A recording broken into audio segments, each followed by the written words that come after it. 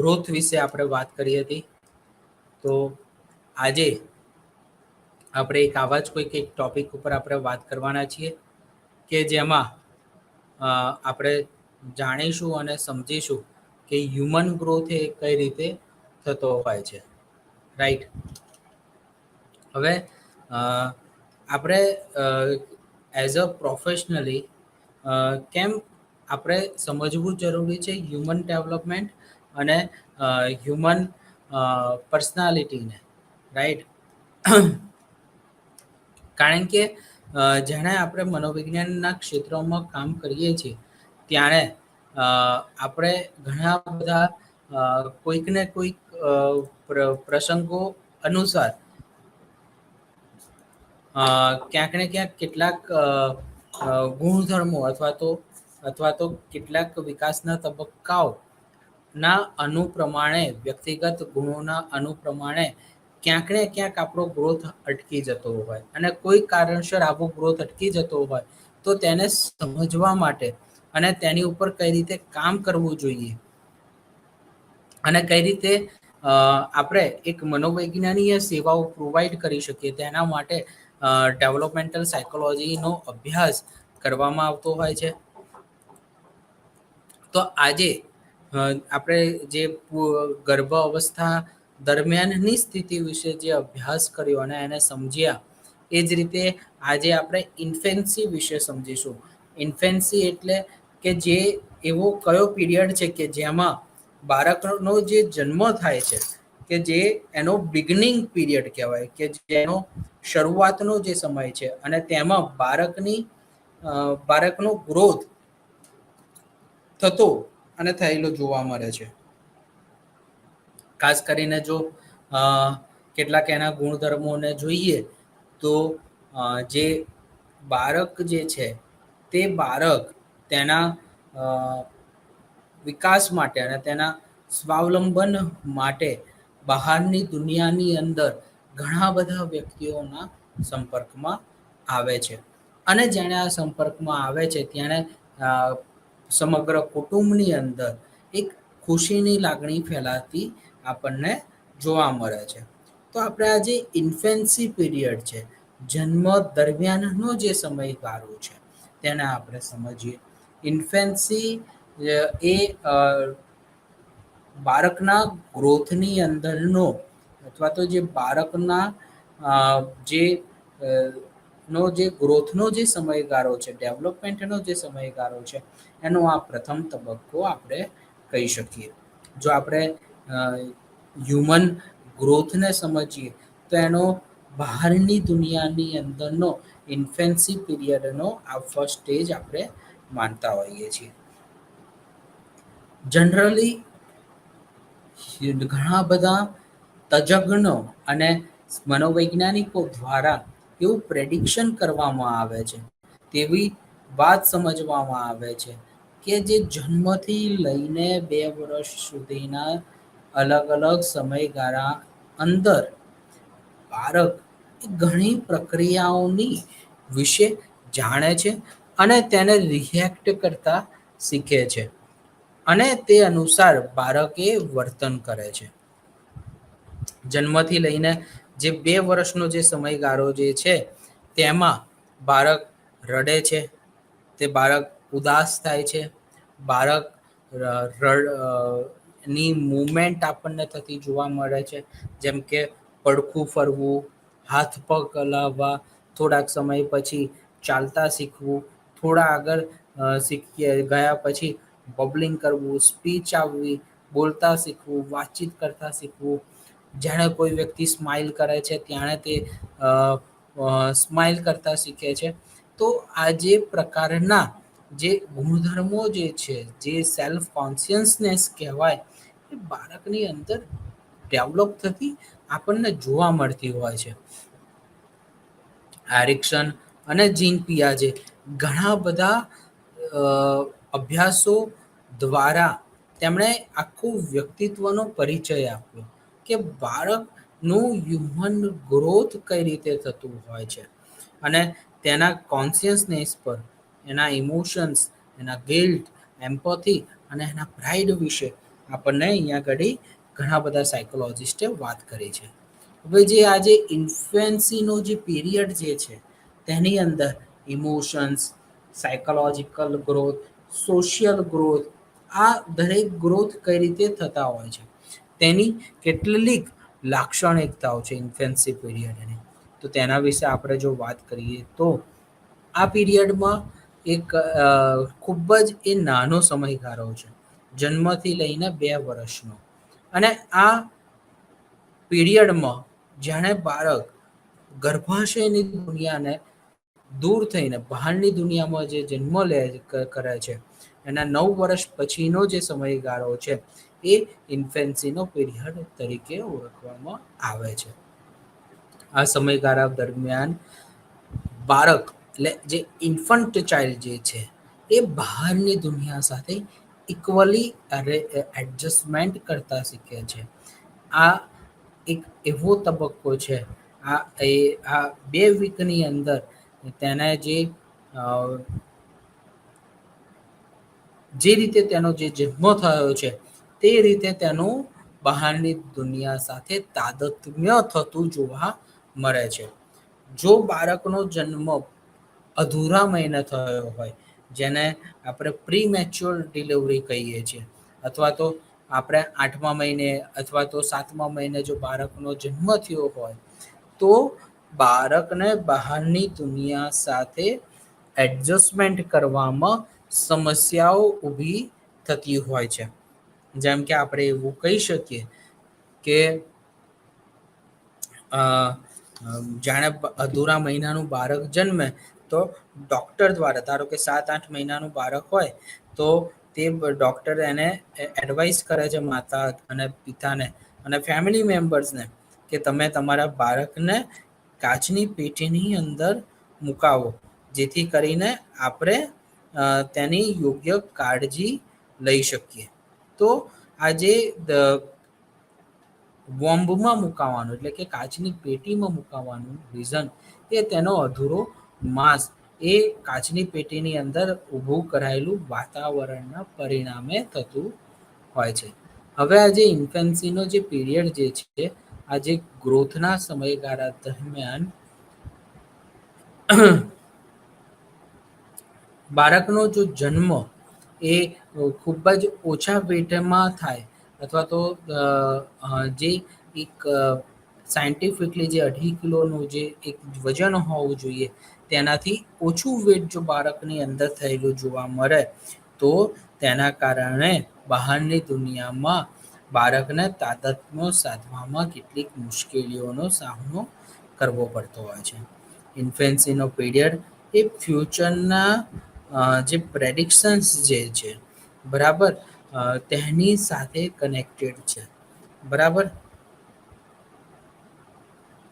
અને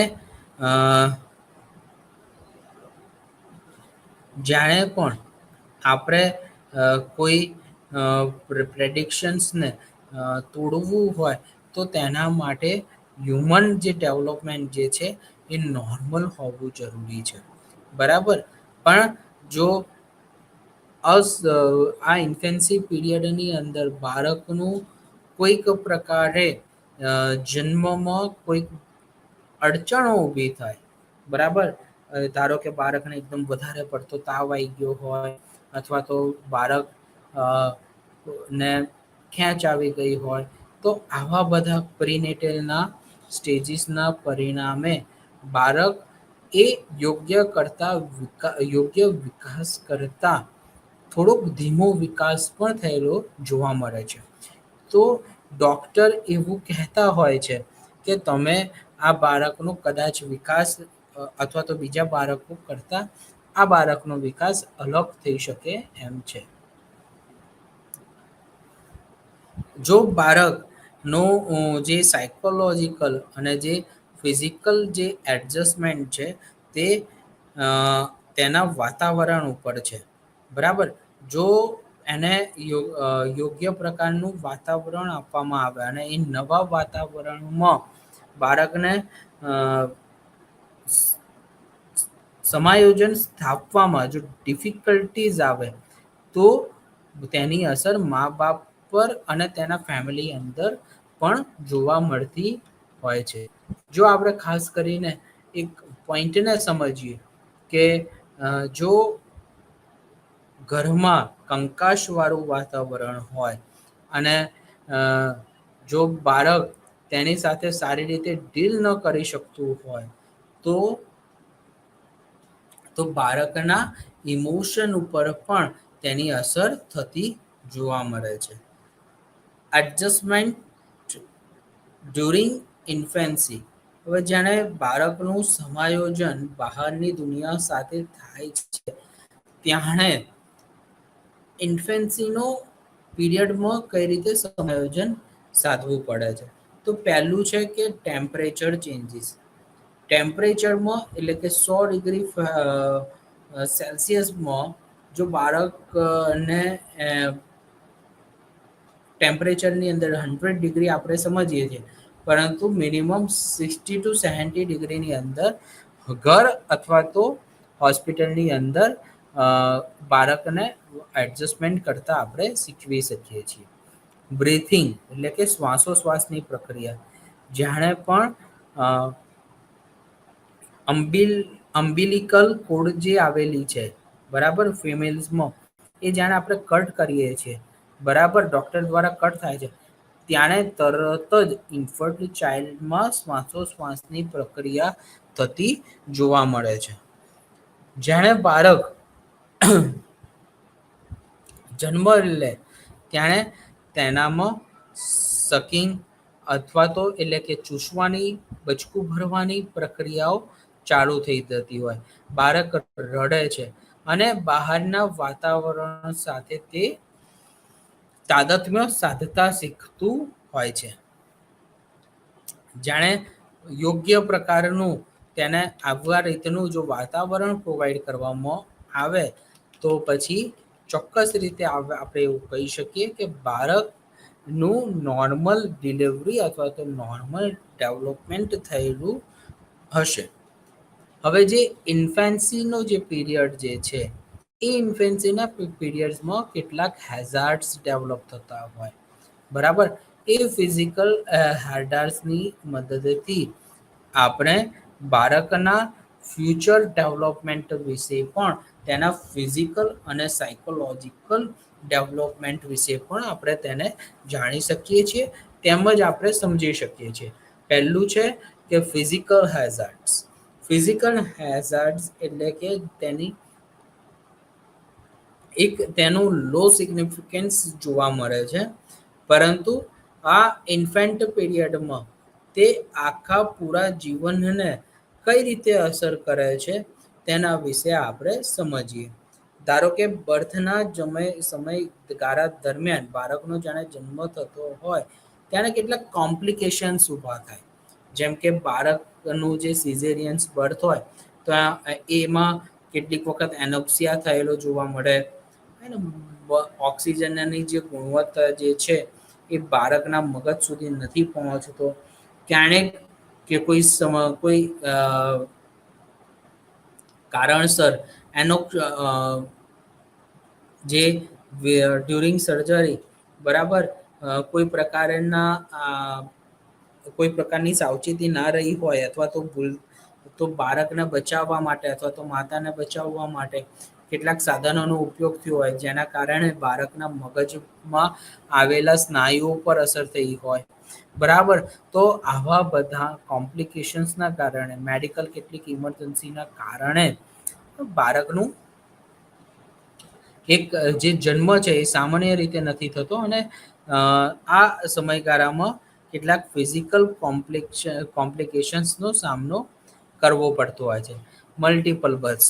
જાણે multiple birth એટલે કે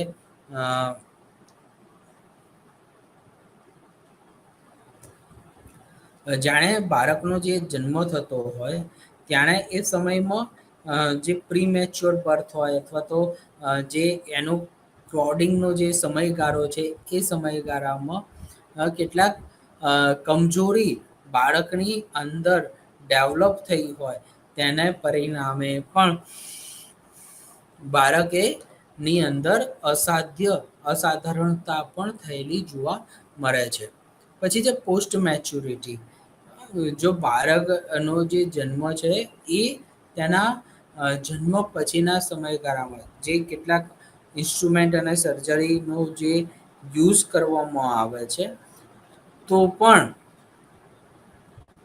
કેટલીક સમસ્યાઓ બાળકના જન્મ સમય અથવા તો જન્મ બાદ જોવા મળતી હોય છે. પ્રી મેચ્યોરિટી એટલે કે જો બાળકનો જે જન્મ પૂરા મહિનામાં થવો જોઈએ તેની જગ્યાએ અધૂરા માસ દરમિયાન જો થાય તો તેની ચોક્કસ રીતે અસર બાળકના હ્યુમન ગ્રોથ પર થતી જોવા મળે છે. તો હંમેશા આપણે એ ધ્યાન રાખવું જોઈએ કે જે બાળકનો જે જન્મ છે એ ફિઝિકલ હેઝાર્ડ્સ વિના થાય અને નોર્મલ ડિલિવરીની સાથે સાથે આપણે તે પ્રોબ્લેમનું જે સોલ્યુશન છે તેને આપણે લાવી શકીએ. પછી છે સાયકોલોજીકલ હેઝાર્ડ, મનોવૈજ્ઞાનિક લાક્ષણિકતા. મનોવૈજ્ઞાનિક લાક્ષણિકતાઓ વિશે જો આપણે વાત કરીએ તો આ એક ટ્રેડિશનલ બિલીફ છે, બરાબર. જેમ કે ડેવલપમેન્ટ વિશે આપણા સમાજની અંદર એ કેટલીક માન્યતાઓ સતાવતી હોય છે. જેમ કે સારા સમયમાં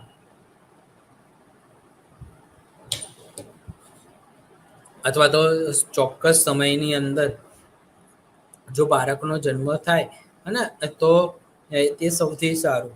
તો એના માટે ઘણી વખત ફેમિલી મેમ્બર્સ દ્વારા કેટલાક એવા પ્રયત્નો કરવામાં આવે છે કે જે વાતાવરણ સાથે અથવા તો બાળકની શારીરિક અને માનસિક સ્થિતિ સાથે તેનું કોઈ પણ તાદાત્મ્ય જોવા ના મળે. અને કૃત્રિમ રીતે બાળકને બાળકનો જન્મ ચોક્કસ ચોઘડિયામાં અથવા તો ચોક્કસ દિશાની અંદર કરાવવામાં આવતી હોય છે. તો આવા સંજોગોના પરિણામે પણ એક સાયકોલોજીકલી એક ટ્રેડિશનલ બિલીફના કારણે પણ સાયકોલોજીકલ ઇસ્યુઝ જોવા મળતા હોય છે. હેલ્પલેસનેસ.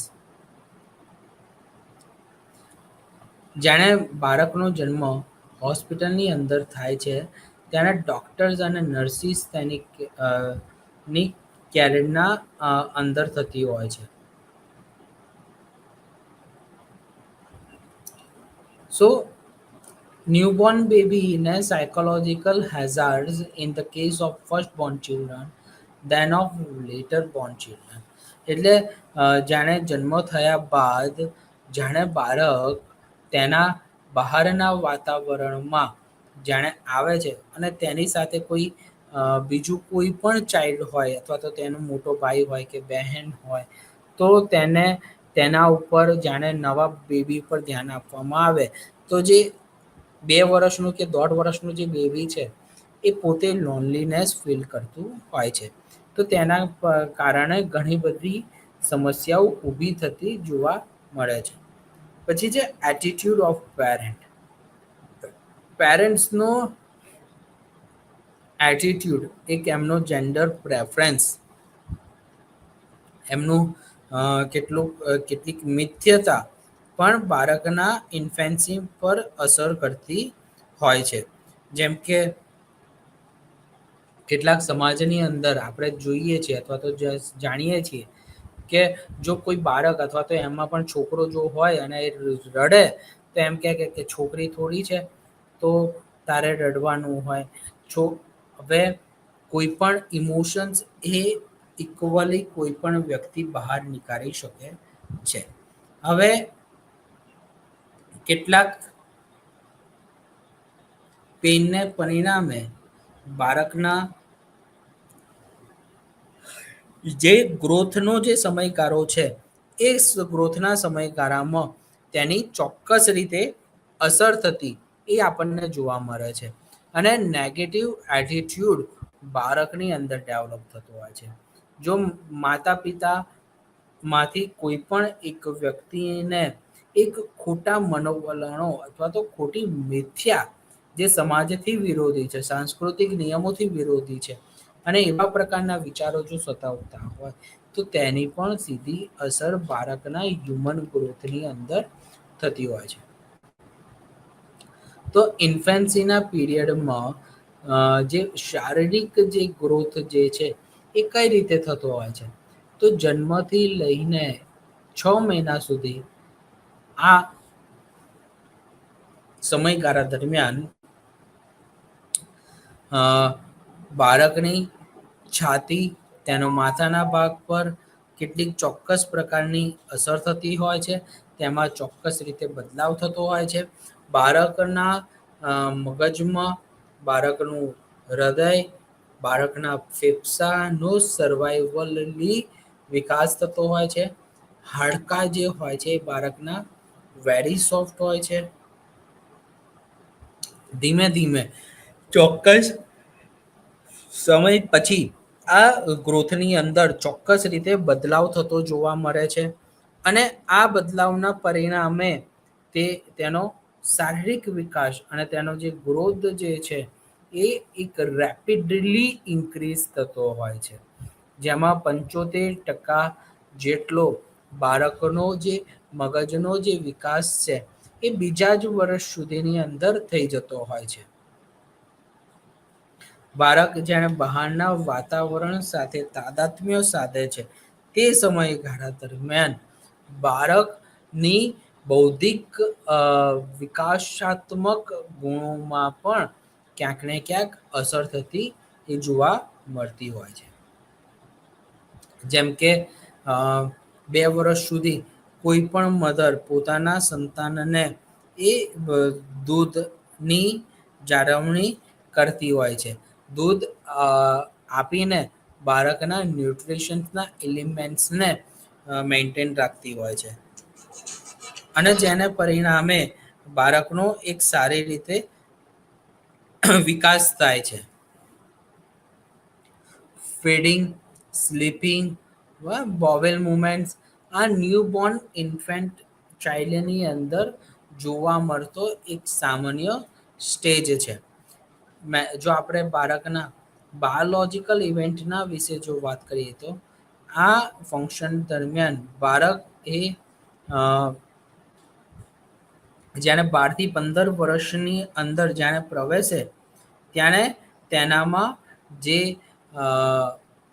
0થી લઈને એટલે કે બર્થથી લઈને 2 વર્ષ સુધીનો જે સમયગાળો છે તેમાં તેની સીધી અસર થતી જોવા મળતી હોય છે. બરાબર, જેને ટીનેજ પર થાય તો એ સમયગાળા દરમિયાન સિગ્મન્ડ ફ્રોઈડ એવું કહે છે કે જો 0 થી 2 વર્ષમાં બાળકને સકિંગ અથવા તો બાઇટિંગના પીરિયડમાં કોઈક અડચણ ઊભી થાય તો તેને પરિણામે ચોક્કસ રીતે બાળકનો જે ટીનએજનો સમયગાળો છે તે સમયગાળામાં તેને કેટલાક કોમ્પ્લિકેશન્સ થતા જોવા મળે છે. જેમ કે બાળક તે જ સ્ટેજની અંદર સ્મોકિંગ કરતો જોવા મળી શકે, બાળકને કેટલાક એન્ઝાયટીના ઇસ્યુઝ થતા જોવા મળી શકે. કારણ શું છે કે તેનામાં આ જે પીરિયડ જે છે એ પીરિયડમાં બાળકનો ગ્રોથમાં 0 થી 2 વર્ષની અંદર જે એક સાયકોલોજીકલી અને જે બાયોલોજીકલ તત્વો જે ડેવલપ થવા જોઈએ તે ડેવલપ થયેલા જોવા મળતા નથી, જેને પરિણામે આ અસર થતી આપણને જોવા મળે છે.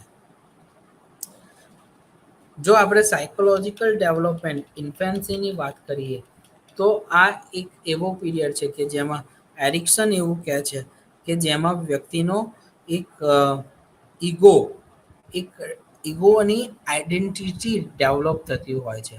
જ્યાં આપણે 2 વર્ષના બાળકની સાથે ઇન્ટરેક્શન્સ કરીએ છીએ તો તે સમયગાળામાં તે આપણી સાથે તેના નીડને લઈને, તેની સ્ટ્રેન્થને લઈને ઘણી બધી વાતો આપણી સાથે કરે છે. જેમ કે મારે રમકડું જોઈએ છે, મારે પર્ટિક્યુલર કોઈ ઓબ્જેક્ટ જ જોઈએ છે.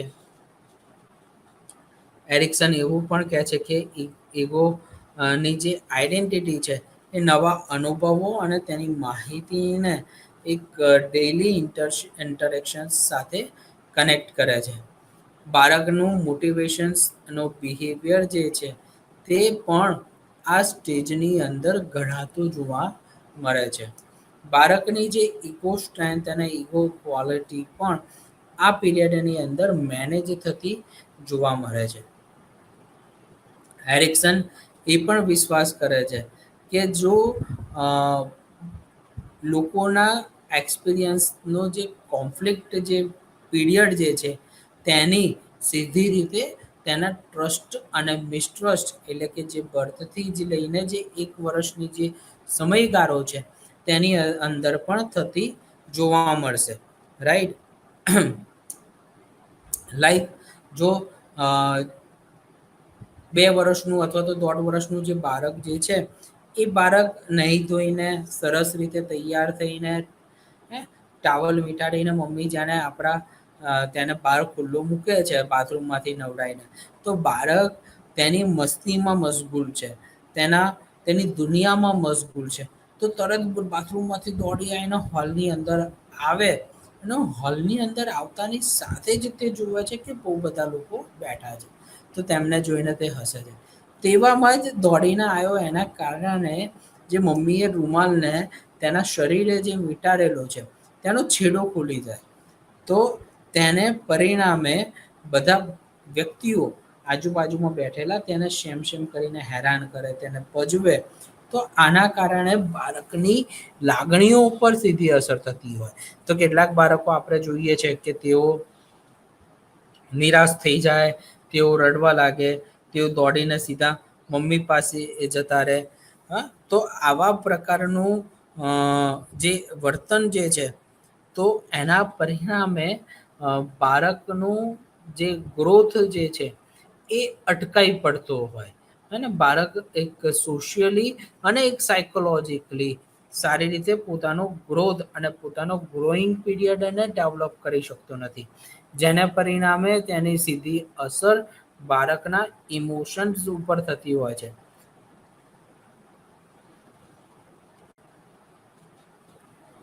અને આ અસરના પરિણામે એક એપ્રેહેન્શન્સ અને એક મિનિમલ એમાઉન્ટમાં ઘણી બધી વખત એક ફિયર ડેવલપ થતો હોય છે. સો જેને પરિણામે બાળકનું જે ઇન્ફેન્સીનો જે સ્ટેજ છે એ ખૂબ જ અગત્યનો છે. જો આ સમયગાળામાં જો યોગ્ય પ્રકારનું વાતાવરણ ન મળે, જેમ કે ઘણી બધી વખત આવે સમાજની અંદર બાળકો તેમના માતા પિતા જે હોય છે એ છૂટાછેડા લઈ લેતા હોય છે. બાળકને કેટલીક વસ્તુઓ વગર માગે મળી જતી હોય છે. બાળકને સૌથી વધારે સમય ફોનની અંદર આપવામાં આવતો હોય છે. તો આવા બધા સમયગાળામાં આવા બધા પ્રોબ્લેમ્સના કારણે કેટલાક વિથડ્રોઅલ સિમ્ટમ્સ ઉત્પન્ન થતા હોય છે. અને જેને પરિણામે કેટલીક સમસ્યાઓ પણ ઉદ્ભવતી હોય છે. સો સોશિયલ બિહેવિયર શું છે જેનું આપણે જો સમજીએ તો એક અટેચમેન્ટ. આપસમાં દરેક બાળકો ક્યાંક ને ક્યાંક એકબીજા સાથે જેને પણ તાદાત્મ્ય સાધતા હોય તેણે માતા પિતાનું તેના બાળક સાથે એક સ્ટ્રોંગ અટેચમેન્ટ હોવું જરૂરી છે. અને અટેચમેન્ટ મીન્સ એવું નથી કે તમે બાળકની દરેક જરૂરિયાતોને પૂરી કરો. સાયકોલોજીકલી એવું કહેવામાં આવે છે અને સાયકોલોજીકલી એવું માનવામાં આવે છે કે અટેચમેન્ટ એટલે બાળકના સ્માઇલ તેના ફેશિયલ એક્સપ્રેશન્સથી બાળકને એક સંતુષ્ટિ થાય. બાળક પોતાની જરૂરિયાતો અથવા તો પોતાને અ અ એક સારી રીતે તેનું ડીલ કરી શકે. સો આ એક એવું ઇન્ડિકેશન્સ છે કે જેને પરિણામે બાળકનું એક હેલ્ધી અને સ્ટ્રોંગ અટેચમેન્ટ ક્યાંક ને ક્યાંક આપણી આપણા ઇમોશન્સ અને આપણા સોશિયલ ડેવલપમેન્ટની અંદર જોવા મળે. બરાબર. સો ક્યારેય પણ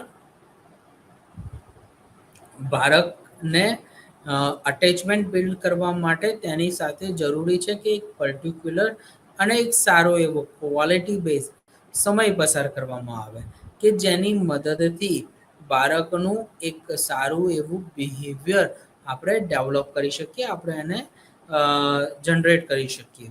પછી છે સ્માઇલ્સ. બાળક હવે ઘણી બધી વખત શું કરે છે કે પોતાના ઇમોશન્સને પોતાના ફેશિયલ એક્સપ્રેશન્સની મદદથી બહાર એક્સપ્રેસ કરે છે. 6-8 મહિનાનું થાય એટલે તરત બાળક બહારની દુનિયામાં જેટલા પણ લોકો હોય તેની સાથે સ્માઇલ કરતા શીખી જતો હોય છે.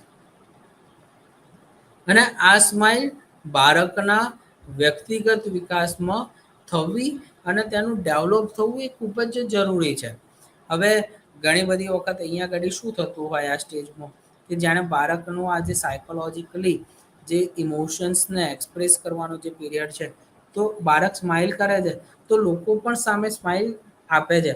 પરંતુ જાણે બાળક તેને એક ફનમાં લે છે, ત્યાં બાળકને નવું નવું તે શીખ્યું હોય છે તો એને કરવું ગમે છે. તો તે પણ પોતાના સ્માઇલના કેરેક્ટરિસ્ટિક્સ દ્વારા પોતાની ખુશીને લોકો સાથે એક્સપ્રેસ કરે. તો કેટલીક વખત બાળકોને રોકવામાં આવે તો તેને પરિણામે બાળકના સીધા સાયકોલોજીકલ ગ્રોથ ઉપર પણ અસર થતી જોવા મળે છે. એન્ઝાયટી, હે ને, એન્ઝાયટી એક એવો વિષય છે કે જે બાળકની સાથે જો માતા પિતા પણ જે છે, હે ને, તો એ લોકોને પણ જો એન્ઝાયટી હોય અને માતાનું એક ચોક્કસ પીરિયડની અંદર પણ કેટલીક એન્ઝાયટી થતી જોવા મળે તો તેને પરિણામે પણ બાળકનું એક જે ગ્રોથનો જે પીરિયડ છે એ અસર થઈ જતો હોય છે. સો જ્યારે પણ બાળકને ચોક્કસ રીતે અથવા તો અયોગ્ય રીતે જે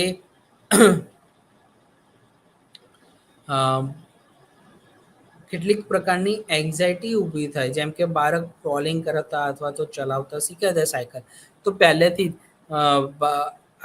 માતા પિતા તેને કેર કરે, તેને કંટ્રોલ કરે, તો તેના પરિણામે બાળકનું એન્ઝાયટી ડેવલપ થવાનું જ છે.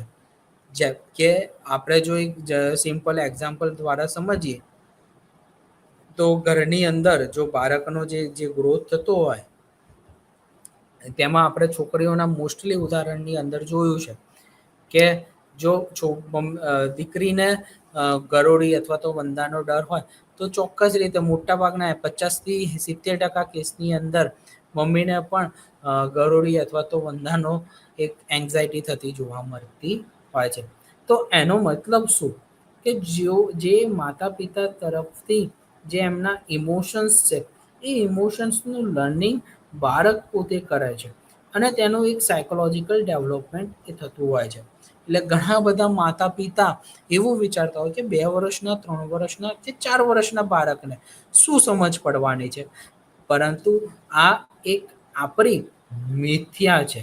બાળક ચોક્કસ રીતે ચોક્કસ સ્ટેજની અંદર કેટલીક વસ્તુઓને શીખતો હોય છે અને તેને સમજતો હોય છે. રાઈટ. સો ક્યારેય પણ આપણે એવું ન માનવું જોઈએ કે બાળકને સમજ નથી પડતી, પરંતુ બાળક પોતાના ઓબ્ઝર્વેશન્સ દ્વારા તે ઘણું બધું લર્નિંગ પોતાના લાઈફમાં એ કરતો હોય છે. ફિયર ઓફ સ્ટ્રેન્જર, હે ને, આ એક એવી એન્ઝાયટી છે કે જે ઇન્ફેન્ટના ફર્સ્ટ એટેચમેન્ટમાં જોવા મળે. જો હું આનો એક સરસ એક્ઝામ્પલ આપું તો, એક ઉદાહરણ આપું તો 2 વર્ષનું બાળક હોય, જ્યાં એને જમતા આપણે ટ્રેનિંગ આપતા હોઈએ હે ને ઇન્ફન્ટ ચાઇલ્ડને, અથવા તો તેને ખોરાક ખવડાવવાનું, અન્ન ખવડાવવાનું જ્યારે આપણે શરૂઆત કરાવીએ છીએ ત્યારે બાળક જમે નહીં તો તરત મમ્મી પપ્પા કહેશે કે હમણાં બહારથી કોઈ આવશે, પોલીસ આવશે, તને પકડીને લઈ જશે, ચાલ ખાઈ લે, બાવો આવશે, ખાઈ લે, તને પકડીને લઈ જશે. તો આ એક ખોટી મિથ્યાના પરિણામે બહારના વાતાવરણમાં બાળકની કેટલીક ચિંતા એ ઉદ્ભવતી થતી જોવા મળતી હોય છે, જેને પરિણામે જે ગ્રોઈંગ જે નંબર જે છે તેની અંદર પણ અસર થશે. પછી જે કોગ્નિટિવ ડેવલપમેન્ટ ઇન ઇન્ફેન્સી, રાઈટ, જે બોધાત્મક જે વિકાસ છે તેની અંદર પણ ઇન્ફેન્સીનો પીરિયડ થયેલો જોવા મળે છે. ઇન્ફેન્ટ ચાઇલ્ડની અંદર તેનો માત્ર ને માત્ર 2 વર્ષના સમયગાળામાં એ બાળકનો એક શારીરિક વિકાસ નથી થતો, પરંતુ તેમાં બાળકનો એક ચોક્કસ રીતે કોગ્નિટિવ ડેવલપમેન્ટનો પણ વિકાસ થતો જોવા મળે છે.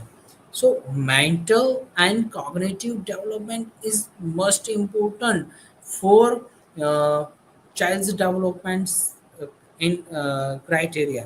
So આમાં શું થાય કે બાળકને જો આપણે કેરફુલી એક ઓબ્ઝર્વ કરીએ ને, તો તેની મદદથી આપણે બાળકના એન્વાયરમેન્ટ વિશે જાણી શકીએ અને તેને સમજી શકીએ. જાણે બાળક બહારની દુનિયા સાથે એક રિફ્લેક્ટિવ બિહેવિયરને એક્સપ્રેસ કરે છે, તો તેના ગોલ અને તેના ડાયરેક્શન સાથે કરતું હોય છે. બાળકે બહારની દુનિયાને સેન્સીસની મદદથી, પિયાજી એવું કહે છે કે સેન્સીસની મદદથી તે શીખે છે, જેમ કે વિઝન, ટચ, હિયરિંગ, હે ને, સ્પીચ, આવા જે આપણી જે 5 સેન્સરી છે તેની મદદથી બાળકે લર્ન કરતું હોય છે.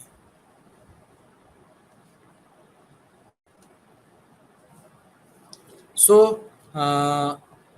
આપણે એવું ચોક્કસ રીતે કહીએ કે હ્યુમન ગ્રોથની અંદર ચોક્કસ રીતે અગત્યનું એ છે કે આપણે જ્યારે બાળકની સાથે કામ કરીએ તો તેની સેન્સીસને એક્સપ્રેસ થવા દઈએ, અને જ્યાં બાળક ખોટું કરતા શીખે છે ત્યાં એક એની ચોક્કસ એજ થાય છે, એક ચોક્કસ સમજ આવે છે, ત્યારે એક એકચ્યુઅલ એજમાં એને એક સારું વાતાવરણ આપીને તેની જે મિથ્યા છે એને આપણે ડિક્રીઝ કરીએ.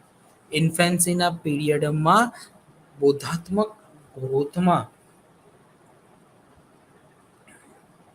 શું થાય કે જાણે બાળક બહારના વાતાવરણ સાથે તાદાત્મ્ય સાધતા શીખે છે, તો એ સમયગાળામાં તેનું કોમ્પ્રેહેન્શન્સ, તેની ઇન્ટરગ્રેટિવ, એના ઇલિગન્ટ ઉપર પણ અસર થાય છે. એટલે આપણે જ્યારે નાના હતા, બરાબર, પહેલાના સમયમાં શું હતું કે આજથી 10 વર્ષ પહેલા, 15 વર્ષ પહેલા, કે દાદા દાદી બાળકને લઈને ઓટલા પર બેસે અને જે બહારના દુનિયામાં જે અસર થતી હોય, બહારની વાતાવરણમાં જે હલનચલન થતી હોય, તે હલનચલનને ધ્યાનમાં રાખીને બાળકને શીખવવામાં આવતું હોય કે આ જો ગાય કહેવાય અને ભેંસ કહેવાય, અને બાળક એ બહારની વસ્તુઓને ઓળખતા એ શીખતો હોય છે. સો જે કોગ્નિટિવ જે ડેવલપમેન્ટ જે છે એ જીન પિયાજે 4 તબક્કાઓની અંદર તેનું વિભાજન કરે છે. પહેલો જે સમયગાળો છે તે છે જન્મથી લઈને 2 વર્ષ સુધીનો, જેનું નામ સેન્સરી મોટર સ્ટેજ તરીકે ઓળખવામાં આવે છે. જે બીજો જે તબક્કો જે છે એ 2 વર્ષથી લઈને 7 વર્ષ સુધીનો છે, જેને પ્રી ઓપરેશનલ સ્ટેજ તરીકે ઓળખવામાં આવે છે.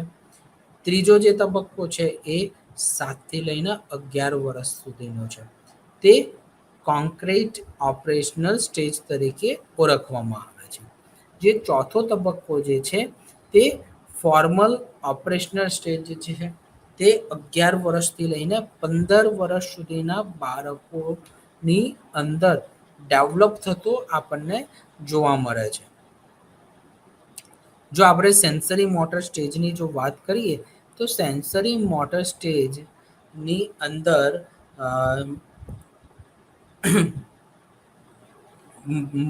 બાળક સેન્સીસ અને પોતાની મોટર એબિલિટીની મદદથી તેના કારણે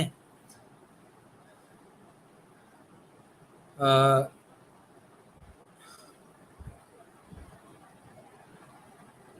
મોટર ફંક્શન્સ એટલે કે જે મગજની અંદર આયેલી જે ક્રિયાઓ જે છે અને જે અ, પ્રક્રિયાઓના પરિણામે બાળક એ બહારની દુનિયાને લર્ન કરતા શીખે છે. જેમ કે વસ્તુઓને પકડવી. બાળકને જો આપણે ઠંડુ અને ગરમ વસ્તુ આપીએ તો અ, જે ગરમ વસ્તુ હશે તો તેની ઉપર જલ્દીથી હાથ નહીં મૂકે. પરંતુ જો ઠંડી વસ્તુ હશે તો હાથ મૂકશે. પણ જ્યાં સુધી એ સહન કરી શકે ત્યાં સુધી તેના ઉપર હાથ મૂકેલો રાખશે. તો આવું કેમ થાય છે? જે મગજમાં આવેલા મોટર ફંક્શનના પરિણામે થતું હોય છે. તો શું કહેવાય કે આપણે જાણે બાળકની સાથે કામ કરીએ તો તેને સેન્સરી મોટર સ્ટેજની અંદર ચોક્કસ સેન્સીસ અને મોટર ફંક્શનના પરિણામે અ, ચોક્કસ એને પ્રક્રિયાઓ શીખવવી જોઈએ. તો એ કઈ રીતે થતું હોય? તો કોગ્નેટિવ સ્ટેજની અંદર 0 થી જે લઈને જે 1 જૂને સુધીનો જે સમયગાળો છે તેમાં બાળક રિફ્લેક્સિસ કરતા શીખે છે. રિફ્લેક્સિસ મીન્સ કે સકિંગ કરવું, જોવું, તેને જે અનુભવ મળે છે, તેને જે પ્રક્રિયાઓ મળે છે તે પ્રક્રિયાઓને તે અનુભવતા અને તેનું રિએક્શન્સ કરતા બાળકે ચોક્કસ રીતે અ, શીખતો હોય છે. બરાબર? સો આ સ્ટેજમાં શું થાય કે બાળક પોતાના મગજમાં એક છબી નવી ઊભી કરતો જાય છે. જેને પરિણામે બાળકનું રિફ્લેક્સિસ થતું આપણને ચોક્કસ રીતે જોવા મળે છે. પછી છે 1 વર્ષથી લઈને 4 મહિનામાં પ્રાઇમરી સર્ક્યુલર રિએક્શન્સ તરીકે ઓળખવામાં આવે છે. એટલે આ દરમિયાન બાળક એ એક્શન કરતા શીખે છે. સ્ટિમ્યુલેશન્સ જે એને મળે છે એ સ્ટિમ્યુલેશન્સમાં બાળક પોતાના ઉદ્દીપકોની પ્રતિક્રિયા અનુકૂળ વસ્તુઓને ની સાથે હલનચલનની ક્રિયાઓ કરતું હોય છે. જો આપણે સમજીએ તો જો આપણે તેના ગોળિયાની ઉપર કોઈ વસ્તુ લટકતી મૂકી દઈએ તો જોયું હશે બાળકે પોતાના હાથ પગને હલાવીને એની ક્રિયાઓ દ્વારા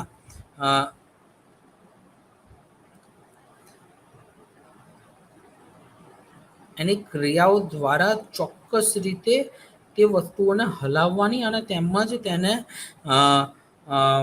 પ્રાપ્ત કરવાની પ્રક્રિયા કરશે.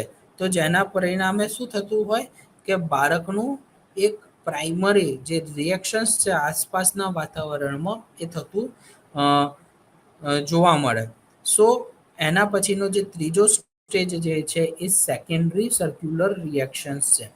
આમાં બાળકે બહારની દુનિયામાં ઇન્ટેન્શનલી રિએક્શન્સ કરીને અટેન્શન્સ આપે છે અને તેનામાં રિસ્પોન્સ આપતા શીખતું હોય છે. એટલે જો આપણે બાળકની સામે એ સમયમાં કોઈ નવી વસ્તુ અથવા તો કલરફુલ કોઈક વસ્તુ લઈ જઈશું તો તેને પ્રાપ્ત કરવા માટે તેને લેવા માટે નખરા કરશે, તેના માટે ઓબ્ઝર્વ કરશે. જાણે મમ્મીની તેની બાજુમાંથી મમ્મી પસાર થાય તો તરત જ એનું રિએક્શન રડવાનું આવી જાય. કેમ રડવાનું આવી જાય કે હમણાં મમ્મી આવશે અને મને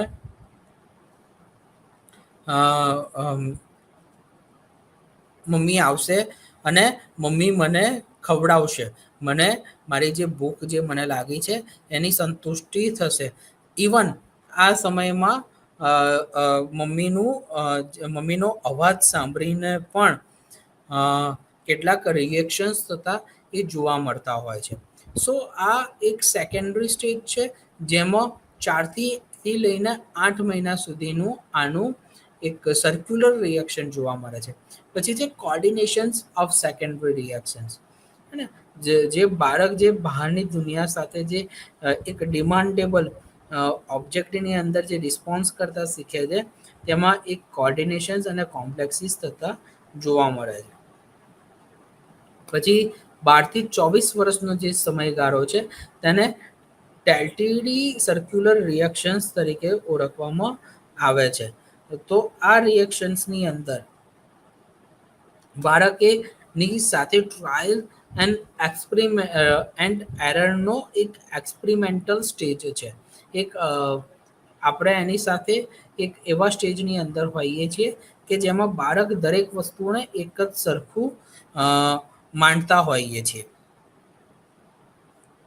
તો આ સ્ટેજમાં બાળકે દરેક વસ્તુઓને એક જ સરખી સમજતું હોય છે. જો આપણે એનું રેડ કલરનું કોઈ રમકડું, લાલ કલરનું રમકડું એને બહુ જ પસંદ હોય અને એને રમવા માટે આપ્યું હોય અને તે આપણે એને છુપાડી દઈએ અને ભૂલથી પણ રેડ કલરનું બીજું કોઈ રમકડું જો બાળક જોઈ જાય તો તરત જ તે રડવા માંડશે અને એને એવું લાગશે કે આ મારું પેલું જ રમકડું છે કે જે હું રમતો હોઉં છું. કારણ કે આ 12 થી 24 સમયની અંદર તે પોતાની ચોક્કસ સ્થિતિને આ સમયમાં ચોક્કસ રીતે સમજતા શીખ્યો નથી હોતો. પછી આ જ સમયગાળામાં બાળકે પોતાના જે થોટ જે છે એને પણ એક્સપ્રેસ કરતા શીખતો હોય છે. લાઈક મારે પાણી પીવું છે, મને અ, અ, અ, રમકડું આપો, ગાય આપો, ગાડી આપો, રાઈટ. તો આ જે સ્ટેજીસ છે એ અર્લી રિપ્રેઝન્ટેશન્સ ઓફ થોટ્સનો છે. તો આવા સમયમાં જો બાળકને સ્ટોપ કરવામાં આવે તો ચોક્કસ રીતે કેટલીક પ્રક્રિયાઓમાં અડચણ ઊભી થતી જોવા મળે છે. એટલે બાળકને રોકવું ના જોઈએ. બાળકને પોતાના આઈડિયાઝ એન્ડ થોટ્સને એક્સપ્રેસ કરવા માટેની ફૂલ્લી છૂટ આપવી જોઈએ. પછી છે લિંગ્વિસ્ટિક ડેવલપમેન્ટ ઇન ઇન્ફેન્સી પીરિયડ. સો ભાષાનો જે વિકાસ જે છે એ કઈ રીતે થતો હોય છે? આપણે બધા જાણીએ છીએ કે language development is a process starting early in human life. માનવ જીવનના શરૂઆતના તબક્કામાં ભાષા વિકાસ એ શરૂઆતથી જ જોવા મળે છે. હે ને? 4 મહિનાનું જ્યારે બાળક થાય, બેબી થાય, ત્યારે જ તેનામાં સ્પીચની શરૂઆત થઈ જતી આપણને જોવા મળે છે. જેમ કે બેબલિંગ એક ગેસ્ટર્સ આપણે તેની અંદર થતો જોવા મળે છે. જે સિમ્બોલિઝમ્સ, ઇમિટેશન્સ અને તેની મોરાલિટી સાથે ઇન્ફેન્ટ ચાઇલ્ડની અંદર ચોક્કસ રીતે તેનો ગ્રોથ થતું આપણે ઓબ્ઝર્વ કરીએ છીએ. બરાબર. બાળકમાં શરૂઆતના કેટલાક 8મા કે 9મા મહિનાની અંદર આપણે બાળકને હું, દાદા, મમ્મા એવી રીતે કેટલાક શબ્દોને પ્રયોજન કરતા પણ તેને સાંભળતા હોઈએ છીએ. એટલે બાળક આ સમયગાળાની વચ્ચે વોવેલ સાઉન્ડ્સ નીકાળતા પણ શીખે છે અને જાણે 12 વર્ષનું થાય ત્યારે 2 શબ્દો પણ બોલતા તે શીખી જતું હોય છે.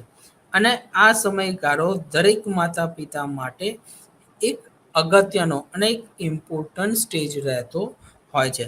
કેમ કે બાળક આ સ્ટેજમાં ઘણી બધી પ્રક્રિયાઓને લર્ન કરે છે. પછી છે એક એવો સ્ટેજ કે જે ઈચ કોમ્પોનેન્ટ સાથે કનેક્ટેડ થતું હોય જેને કહેવાય છે ફોનોલોજી. ફોનોલોજી એ ઇન્વોલ્વ થાય છે બાળકના સ્ટાર્ટિંગના સાઉન્ડ્સ દરમિયાન.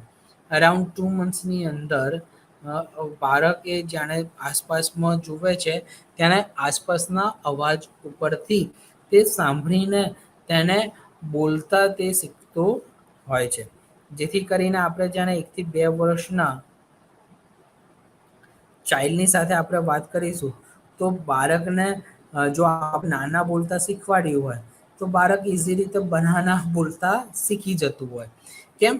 કારણ કે આ એક ફોનોલોજીકલ સ્ટ્રેટેજીસના પરિણામે બાળક એક ઘણા બધા શબ્દોને પ્રયોજન કરતા શીખે છે.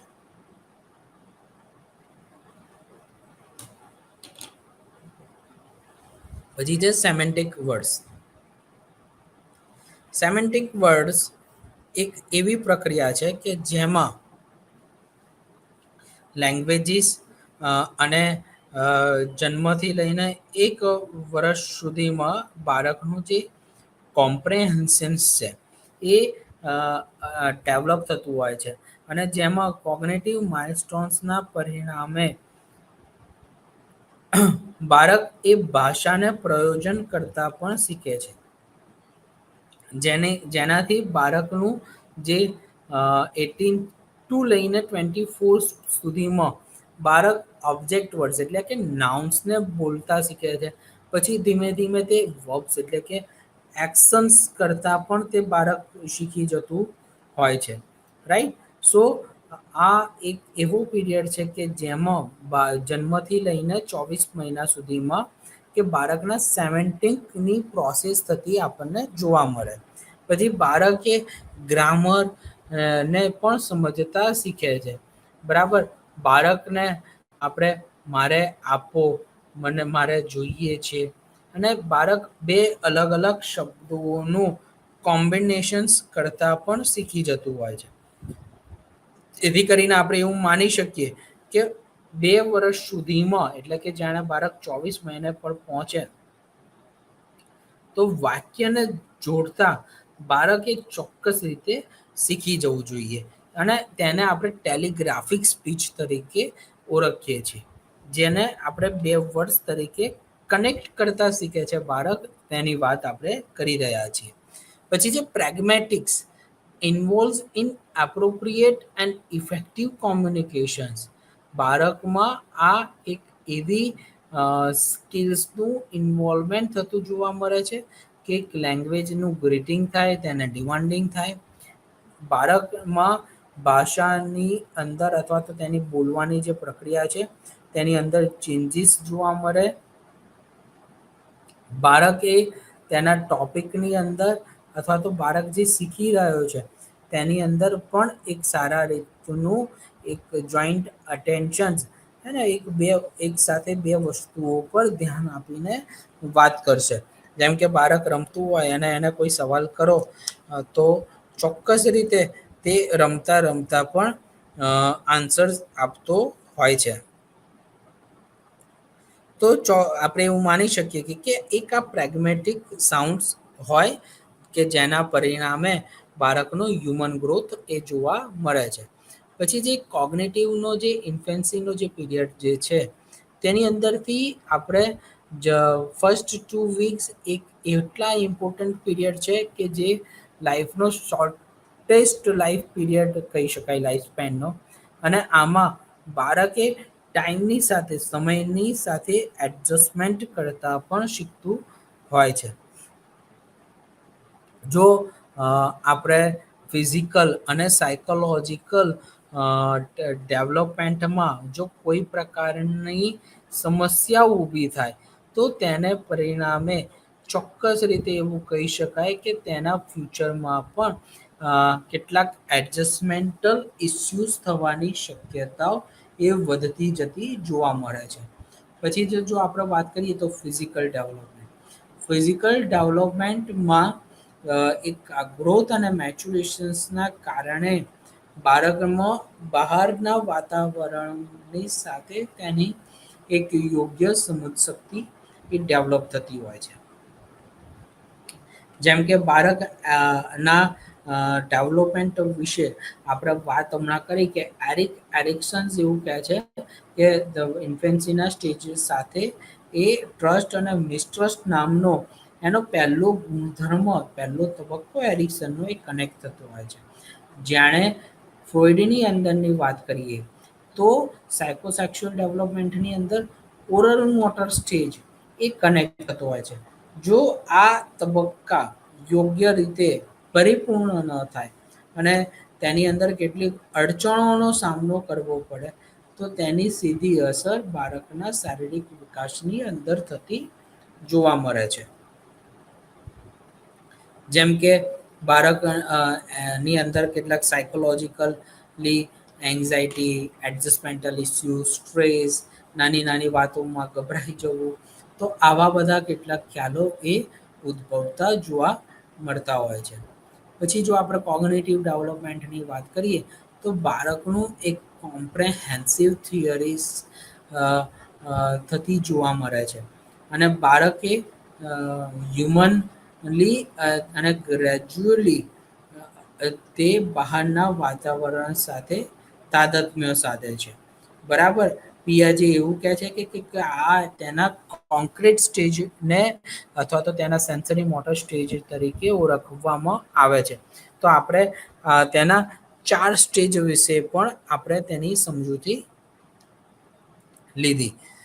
જો આપણે વિશેષમાં વાત કરીએ તો કોગ્નિટિવ માઇલસ્ટોન્સ અને તેનું જે ડ્યુરેશન જે છે એ અલગ અલગ ગુણધર્મો સાથે પણ કનેક્ટેડ હોય છે. બાળક જ્યાં સુધી બહારના વાતાવરણમાં સારી રીતે શીખશે નહીં અને લર્ન નહીં કરે ત્યાં સુધી તેનો એક બિગિનિંગ અપબ્રિંગિંગ એરિયાની અંદર કેટલાક પ્રોબ્લેમ્સ આપણને થતા જોવા મળે છે.